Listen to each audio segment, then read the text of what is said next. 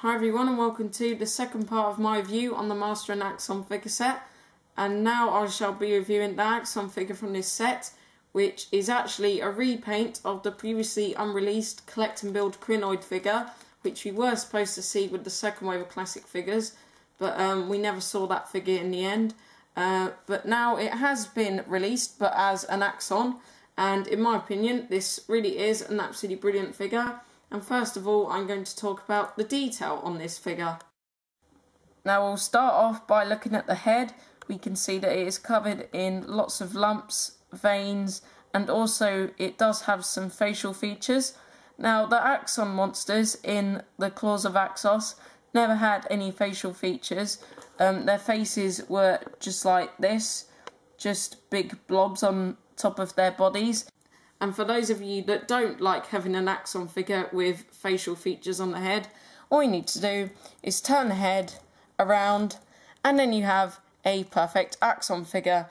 Now, I don't mind which way I have my Axon figure, but it does look a lot more like the Axon monsters from the Claws of Axos when we have the head this way. But when it has the head this way, I still think it looks absolutely fine. And if we take a look at the whole figure, we can see that the entire body is covered with lots of veins and lumps and these parts which dangle off the body, which are made of a rubbery material.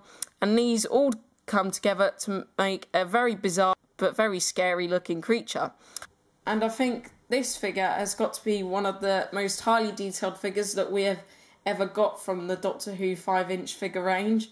As I said before, the whole body is covered in lots of lumps, veins and these parts which dangle off the body, and when they all come together they make a very bizarre and very scary looking monster. And now I'm going to talk about some of the removable parts on this figure and then the articulation. Now, like some of the other collect and build figures we've seen in the past, some parts of the body are removable. The head is removable and also the 2 feet at the bottom of the body, but everything else on the body is pretty much stuck into where it needs to go. Now I'm going to move on to the articulation of this figure. Now, with big figures like this, which get put into the 5-inch Doctor Who figure range, the articulation is different to most of the other Doctor Who figures we normally see in the 5-inch figure range. The head can turn 360 degrees. The arms can do a 360 degree turn from the shoulders, and they are also ball jointed at the shoulders so they can move outwards. Nice to see another Doctor Who figure with ball jointed arms. In my opinion, ball jointed arms are really good if you're taking pictures of the figures or if you're doing Doctor Who figure adventures, so you can have them doing various poses or different movements. The hands can do a 360 degree turn as well. Lower body articulation now. My Axon figure doesn't move from the waist at the moment. It looks like it should be able to though. The legs can do a 360 degree turn, but they don't really need to, but you can make them do that if you want. They can also move outwards. There's no joints at where you normally expect joints on the knees on most other Doctor Who figures, but the feet can turn 360 degrees. And that's all the articulation of this figure, and I think the articulation on this figure is really good. Once again, I think it's really nice that this figure has ball joints on the arms, because like I said before, if you're taking pictures of the figures, you can have the figure doing lots of different poses. And also, if you're doing Doctor Who figure adventures, you can use them to help the figure do lots of different movements. And once again, I think the detail on this figure is absolutely brilliant.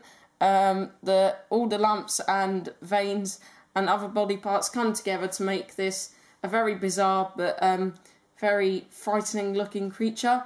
And I'm sure that when young fans of Doctor Who were watching the Claws of Axos back in the 70s, they were probably hiding behind their sofa when they saw this, because this really is a very frightening looking creature.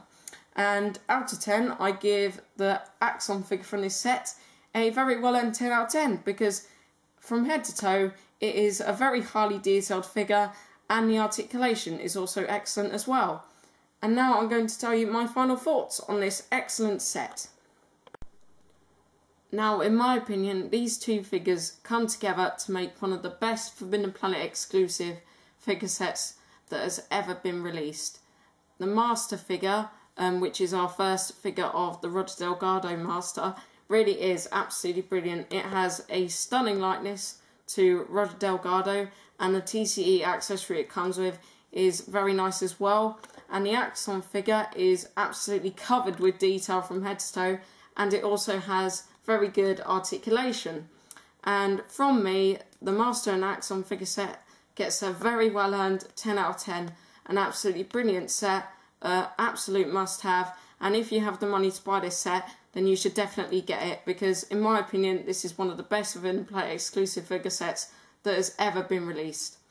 And this has been my review for the Master and Axon figure set from the Claws of Axos. I hope you've all enjoyed watching it.